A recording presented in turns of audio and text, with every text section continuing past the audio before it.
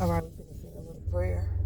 I want to thank you, dear God, for allowing me to have a vehicle in order to get back and forth to this job that gets me in my feelings on a day-to-day basis. I want to thank you for the safety of my travel, that I return home and able to complete all the tasks that I need to do today in this vehicle without any complications. I want to thank you, Father, in advance. In Jesus' name, amen. What's up, everybody? Welcome back to Twisted Life of TV. I am Poetry. You are here for Travel and Talk Tuesday. Now, I had to come say a little prayer for me. Say a little prayer for me. I had to say a little prayer for me because, as y'all know, I am working on my car. Working as in process still.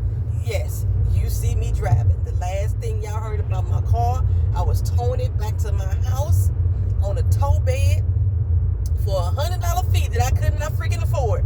But I'm back at work. I'm back rolling, at least. However, I still got problems. And actually now I got more problems than I had the first time before I started working on the car. And both times, the reason for the tow and the problems that I'm having now are not my fault. It's not my fault.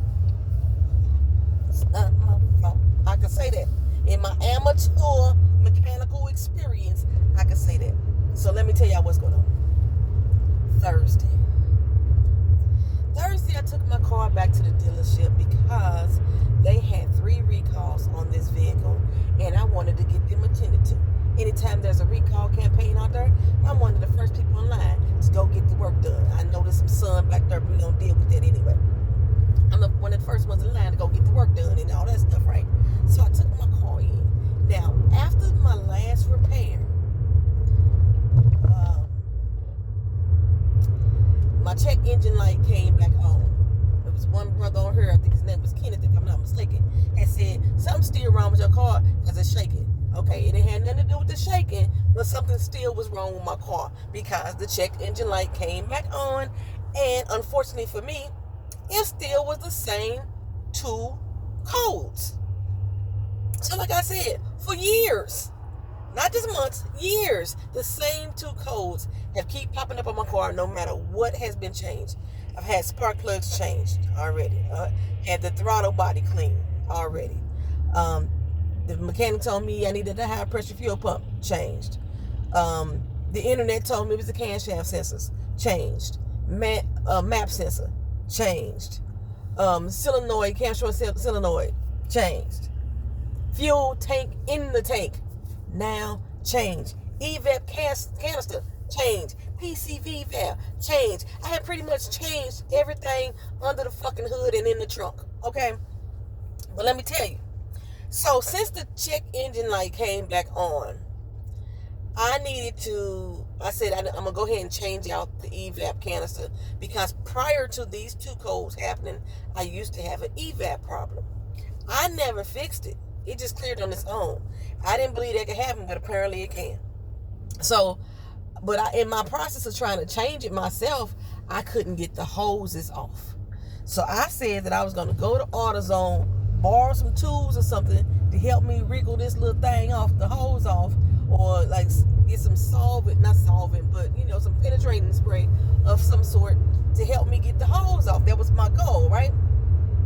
So, but I wanted to do it after I did with the dealership. I said I was going to wait to start working on the car again to address the check engine light after I got done with the dealership. Okay, fine. So, after the dealership, my mom's friend, she was going to follow me, make sure I got home safely. We stopped at the AutoZone. In hindsight, I should have just took my black ass home and waited for another day. But I didn't. I did it then. I get to AutoZone. And the young lady inside was like, you know what, let me go see about the hose and see if we can get it off. I was like, I didn't even want to touch the hose because if I damaged it or if I had to cut it off, I need to be able to replace it and I can't make it to the store. So I'm going to do it here on the lot. That was the thought process of why I decided to touch it at that particular moment. I'm here at AutoZone. If I fuck this hose up, I know I can go inside and give me a replacement. But she struggled trying to get the hose off as well. Okay, so we thinking we women, we don't have as much strength as the men have. So she said, let me call on one of the male associates. Called on one of the male associates. He was already off the clock, but he was willing to come over and help us out anyway. He come over there. He get up underneath the hood. He started trying to pry the hose off. Again, it's stuck. My hose is pretty much melted onto the EVAP canister. And I'm thinking, well, maybe this is the problem. I got faulty hoses. You know, because they said that the vacuum leak could be one of the reasons why I'm getting these codes popping up all the time and again. So I'm like, okay, fine. He pulling and he pulling and he pulling and he pulling. And we snapped that bitch in half, the hose. So like I said, here I'm at AutoZone. I need to buy another hose because in case something like this happened. And I don't blame it on the AutoZone worker because it was melted on there. So that was the only way. So now, but in the process of us snapping, we still got the hose stuck on one end and the hose stuck on the other end. It just snapped in the middle now. So this white guy rose up. Oh, I could do it. I got a tool for that. Let me get in here. He kind of like shoved the AutoZone workers out of the way. Where the black guy was like, I'm off the clock anyway. I'm finna leave. Y'all have a good one. I was like, thank you, sir. You know. And the young lady kept saying, don't do it. And I'm thinking, that's all he doing is using his tool to get the hose off. He took the tool. He got the hose off. Okay. And but the hose on the other end, because remember it snapped in the middle, he couldn't get that off. So he just ripped it. Don't tell me it's dry rotted. Now the hose, half of the hose still stuck to the damn line and the other half is ripped off. So he got to go through now and try to peel it to get it all clean and get it all off. I'm inside. I said, let me go ahead and buy me a replacement hose. Once they snapped it, I already knew I was going to have to buy me a replacement hose. I go inside to get me a replacement hose. I came back and he's already starting to disassemble my EVAP canister for me because, of course, I don't know what the fuck I'm doing. Okay? So the EVAP canister itself was stuck. So what did he do instead of getting some penetrating oil or anything to get it off? He breaks it.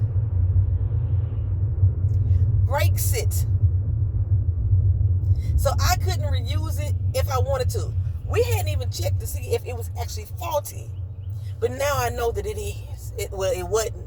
Because we did all the tests on it and it would have worked fine, but he broke off the pieces of the part that connects it back to the car. Luckily for me, I already had another EVAP canister because I had planned on changing it anyhow. Like what I'm doing and how I'm doing is I'm getting the part. I'm taking off the old part. We testing it out. If that old part worked, then we're going to use that old part. Otherwise, then I got another one on the ready. That's the way I've been doing it. I can return shit, within 30 days of me buying it. So he breaks the original one and we get the new one put back on. Okay. I go to the car, it fires up. No problem. Now my check engine light and everything's still on. I know for my car. Everybody else's car don't work like this. Some people can clear codes and it'll be fine. But for this 2016 Honda Accent, when you clear the codes, now I gotta reset the fucking throttle body. And it don't necessarily want to work properly once you done replace sensors and shit like that. That's why it's always recommended to let the codes clear on their own. I ain't got no emissions test that I gotta pass, so I ain't gotta go take no damn test to show that I had codes cleared. I ain't have to do none of that. I can let it clear on its own. Now, while I got my car running, because I'm gonna let it idle for a few minutes, let the gas, let the system recognize that it's a new part on there and learn it and everything. I'm underneath the hood and I turn around and look and see my motherfucking tools. This dude done put in his toolbox. So I goes to pick up my tools out the toolbox and he said, hey, your clothes not clear. Before I had a chance to say anything, he had already had his ODB meter in his hand. He had already hooked it to my car and cleared my codes. He turned off my car and cleared my codes. That's what he did. And when he did that, I could not get the car started back up. That car wouldn't start for shit. I mean, my bad. It would start. It would turn over. It is cut back off in 5 seconds or less. 5 seconds or less. 5. You hear me, Ike? 5. It would cut back off. I'm like, okay, this has happened before. I just need to let the car sit for a little bit. Come back at it. I'm like, I promise you I'll come back in the morning to get my car. I promise you. That's just what I'm going to do. So, I told the lady I'll be there before 7 a.m. before y'all even open up. My car be gone. Okay. Well, Friday morning, I called for Uber to come take me to get my car. At first, I couldn't get an Uber to accept the ride. It's only going to be a $7 ride. I guess they figure it wasn't worth it. We were only going 3 miles, so it wasn't like you was finna leave out of the fucking area and lose money by leaving the area. But they didn't want to come. Okay, fine. I finally got a guy to accept the damn Uber ride. Now, he was approximately 10 minutes from my house, north of me. On Uber, you can watch these motherfuckers and where they driving. Somehow, this motherfucker ended up 15 miles past my house, south of me. I'm like, when the fuck did he do that? How did he do that? Because I had took my eye off the Uber app, so I didn't know when it happened. And I'm texting him like, hey, you lost? You need directions on how to get here? He didn't respond. You know, a lot of these drivers don't even speak English, so I know they ain't reading it. So, I can understand him not responding, but then I tried to call. You can call the driver through the Uber app. He didn't answer that call either. Now, if he had somebody in the vehicle already, then he should have said, he should have accepted my damn thingamajig me if he wasn't coming.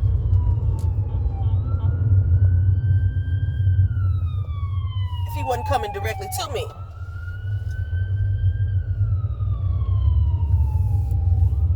Ambulance pulled out. They pulled out. The person died. They turned off the sirens. Okay, anyway, I hope they didn't die. They turned off the sirens after you just pulled out in traffic in front of me. Because the person behind me wasn't paying attention. They almost ran to the back of me. Anywho, child. So, I ended up canceling him. But by me canceling him, I could not get another freaking Uber. Now, mind you, I got to get to work too. I got to get to work too. In addition to, trying to get back over there to my car. And then I remember, I got therapy. Friday was the first day of my therapy. So now I got to call my job, let them know, hey, I forgot to tell y'all, I can't come. I got therapy today. And with this workman's claim, I didn't know how the fuck that shit was going to work. I'm only working 1 hour a day, y'all. That's what I'm coming in, 1 hour a day to work. And then that's supposed to get paid by the Department of Labor for after that. Now, I still haven't got paid from the Department of Labor yet. But y'all bring it with me. I want to show y'all. So y'all motherfuckers can know I ain't lying. I didn't bring it. I thought I brought my check stub with me so I could show y'all my check stub.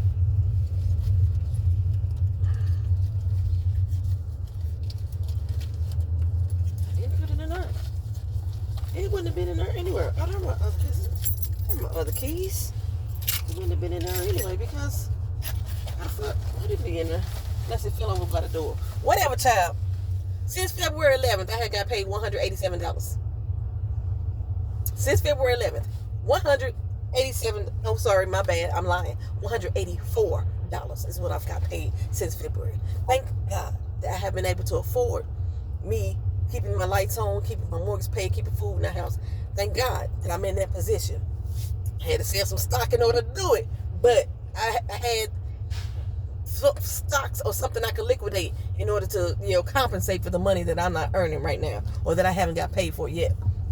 And I'm praying that I don't have to get a lawyer for me to get my pay. I'm praying I don't have to get a lawyer for me to get my pay. My aunt already called me and made me nervous about that shit. Just get a damn lawyer. I'm like, what am I going to get a lawyer for? Because whatever pay that I work out or what they have to sue for to get me paid, they gonna take a third of that shit. And I don't need them taking a third of my fucking money that I already don't have. I am rolling today. Okay.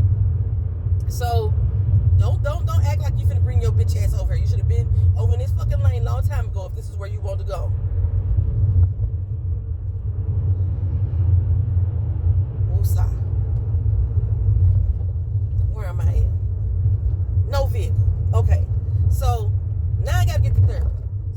I could do is rent a fucking car. I had reserved a car for rent the day before. So I go up here, just in case I needed it, in case my car didn't start. So I go up here to go get the car. They don't have any available. This car was already reserved.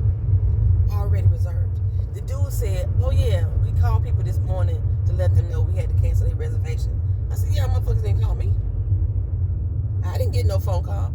And I done called an Uber over here to come pick up the fucking rental car. So now I'm pissed.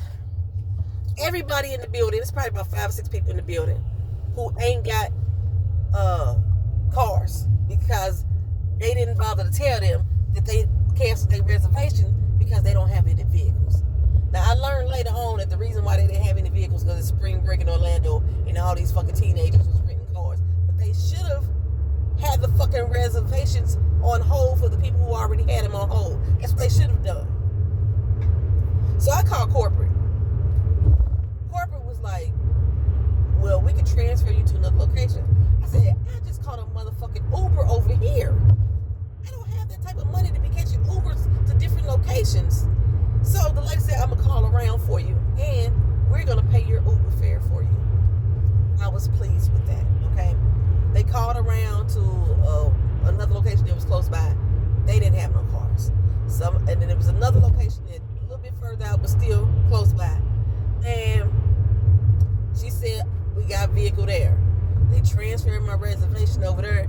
It was going to cost me $15 more, so I was pissed about that. And that's how much the Uber cost for me to get there. So basically, I was just getting my Uber fee back, and I was going to pay $15 more for the reservation at this other location, because each location has different rates. Okay, fine and dandy, right? But I get there, same problem. No cars. And this man is like, how did you make this reservation? I say, corporate made the reservation for me. So my car should be here. Okay, I already knew I was going to be pissed off because he had just told the guy before me he didn't have no cars available.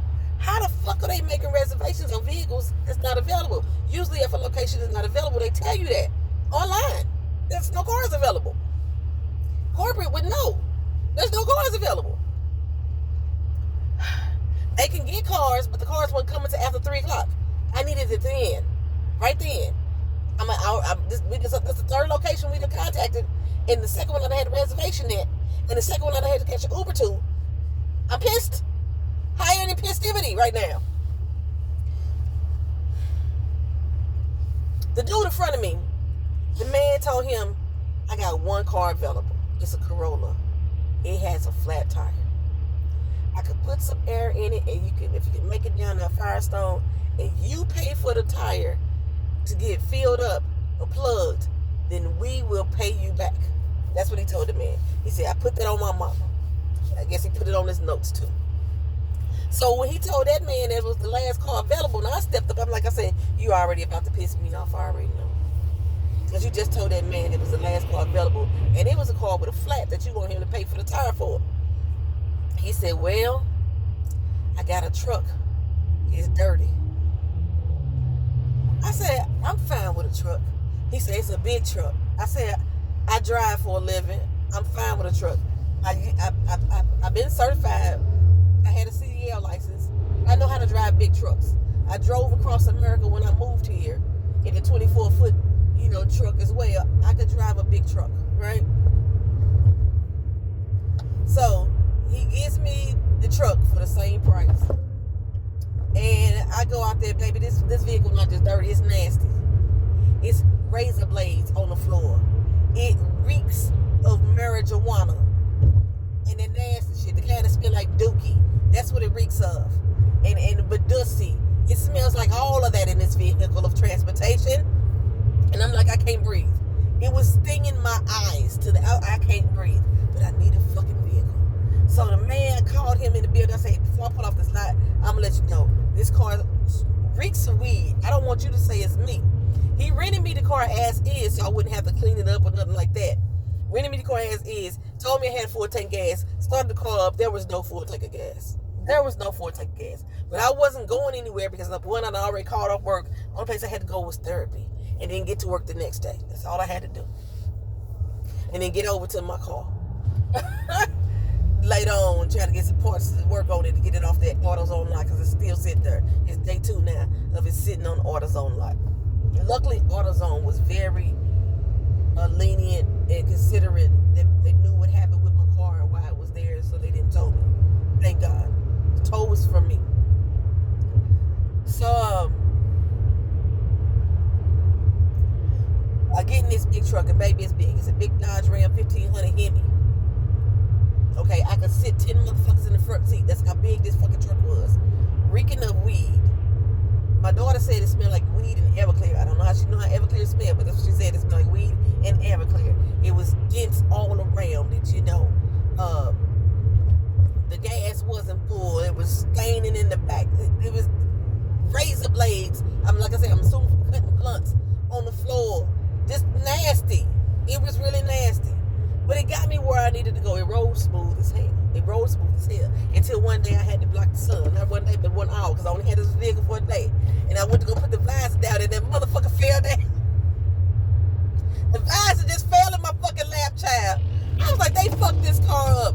As soon as they did that, the fucking you need oil change thing came up. I was like, Lord have mercy. What is going on? Now, luckily, this truck had steps, so I didn't have to like step up or climb up or no shit like that. Because I didn't know. It was a big boy. This was a big boy. It was a big ass boy truck. You know what I'm saying? After I got done with therapy and went back over there to the car, it's been sitting there now for almost 24 hours. It should start. Crank that bitch. It lasted about 45 seconds. It was doing 5 seconds. 45. Another mechanic that was there who actually didn't try to help me with the car. But he did. He helped me change the PCV valve. Remember I said that was stuck? He got that unseized. He did change the PCV valve for me. And that didn't help the car start either. And again, the PCV valve wasn't broke. We tested it and it was fine as well. I could have put the old one back on, but because it was seized on there, I just went ahead and just said, don't keep the new one in there. I'm fine with that. My sensors only cost me about $12-15 for the most part. He was like, it ain't this and ain't that. He had me like, when he did get it started, he was able to listen to it and whatever. He said, it's not your fuel injectors either. He said, it gotta be your fuel pump. Now, I just changed the fuel pump under the hood, but remember I told you this car has 2. I had to change the fuel pump in the trunk now. And I told you I didn't want to fuck with the fuel pump in the trunk because it's dealing with a lot of fucking gas. And at this particular time, I had just put a full tank of gas in the car on Thursday. So Friday, I'm sitting here with a full tank of gas, and this mechanic is trying to tell me that I need to have a new fuel pump in the tank. Baby, hate it. Okay, so I'm like, I gotta get this car off of AutoZone lot because I don't know how long it's gonna take me to repair the fuel pump. I don't know when I'm gonna have the money to get it because the fuel pump costs a lot. I end up negotiating. It's normally around between $300 to $600 depending on where you buy it from. I end up negotiating getting me a part for $125, which I'm kind of upset that I did that because I think I got a faulty one. I'm driving right now, but I think it's faulty because when I got in my car, I had a full tank of gas and I drove 349 miles. It said I had 345 miles to gas range. I've only went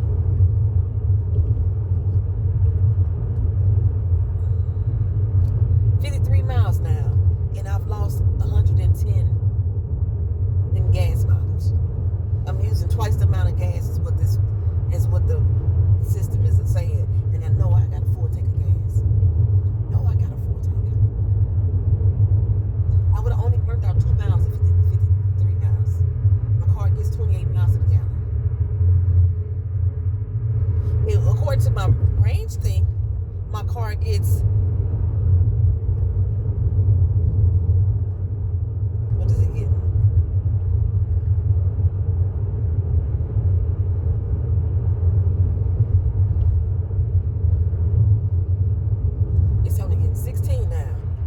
Son of a bitch.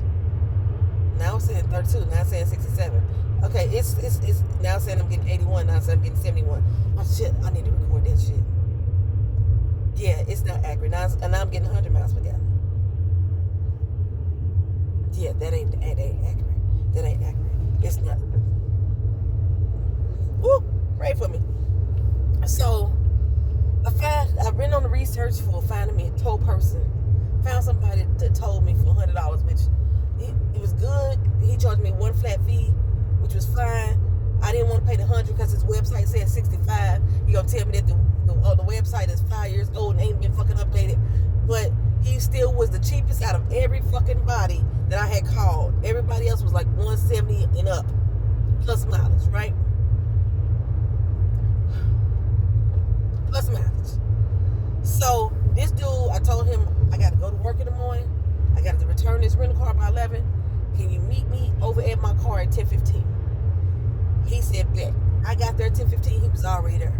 He hooked my shit up, took it back to my house. We got back to my house in less than 10 minutes. Okay. And then I made it back over to the car rental place by 11 and turned the vehicle in.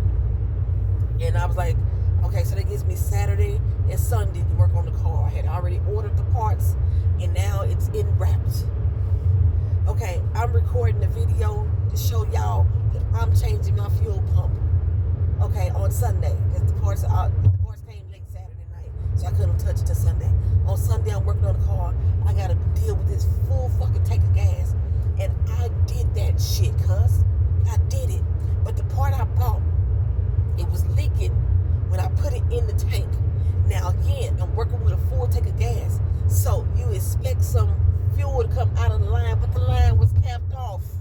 It shouldn't have been a leak, and I got rags. I'm throwing rags because I don't want my house to be full with gas and then to be a fucking fire hazard. I had my fire extinguisher right there with me though. Had my fire extinguisher right there with me, and I'm trying to catch all the gas, and I capped the fucking line, and I stopped the leak. Okay. Fumes was so fucking bad in the house, y'all. I was sick. I kept smelling them everywhere I go. You know, started up the car, it wouldn't crank. That bitch wouldn't crank. It wouldn't crank. I did it 30 doggone times. 30. It wouldn't do nothing. I got my little bottle of heat, put it in the tank. It started right on up. I said, well, look at God. Okay, started right on up. I did my little scary test drive. I'm gonna drive to the end of the block. Got to the end of the block, said I'm gonna keep on driving. I drove about a good 7 miles, okay, and everything was working fine. Everything was working lovely. Won't you agree? The next day, I made it to work, which was yesterday. Made it to work. I don't smell any leaks. I realized why I kept smelling gas all night, and it kept getting stronger and stronger because it was in my goddamn nostrils. The gas fumes was attached to my nostril hairs and in my ears and shit, y'all. I had took a shower and it didn't matter because everything was still there. And I finally decided to clean out my nostrils, took the wet wipes and cleaned out my nostrils and cleaned out my ears, and all of a sudden the gas smell went away. Thank you, God. Jesus. And I keep checking the car, and there's no leaks, nothing here. Don't even smell like gas in the car, nothing like that. But the gauge ain't driving properly.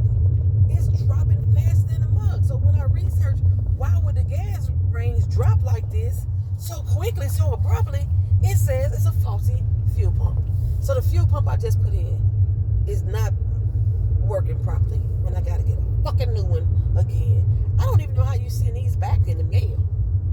I don't even know how you send them back in the mail. Hold on. So we get out the car last night. I decided the car working.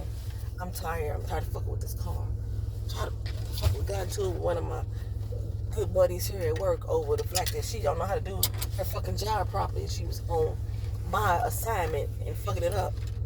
And we had already had this discussion about what she was fucking up on that Saturday. Here we are on Monday, and she doing it again, like she just said, fuck what I said, you know.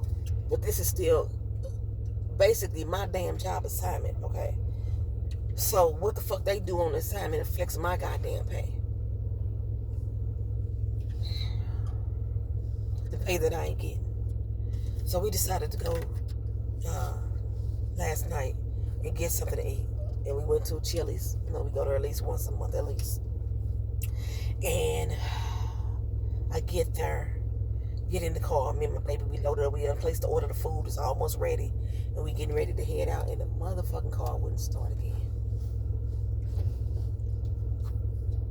Y'all, I was crying in my soul. I didn't want to show my daughter, but I was crying in my soul. And my mama friend happened to call me right then, and like, she was like, "I'll come get you and take y'all where y'all need to go, what have you, what have you, what have you." As soon as she said it, the car started up. And we drove it over to Chili's, and it was hesitating, it's misfiring and shit as I go along. And I realized when I put it in my driveway, I had to put the car in at like a slope like that. So I figured I can't just leave it in the driveway. I need to know it's that slope this way. So I figured I can't leave it in the driveway. I got to actually put it in the driveway, keep it on level ground, or keep the car at an angle like this way so the gas can get to the front. Because, again, the fuel gauge pump ain't working properly. The fuel pump ain't working properly. But I made it to work, y'all. I'll be here for an hour, and we're going to see if I make it back home. I'll let y'all know in the comment section. Thank y'all for riding with me. This has been Traveling Talk. Peace.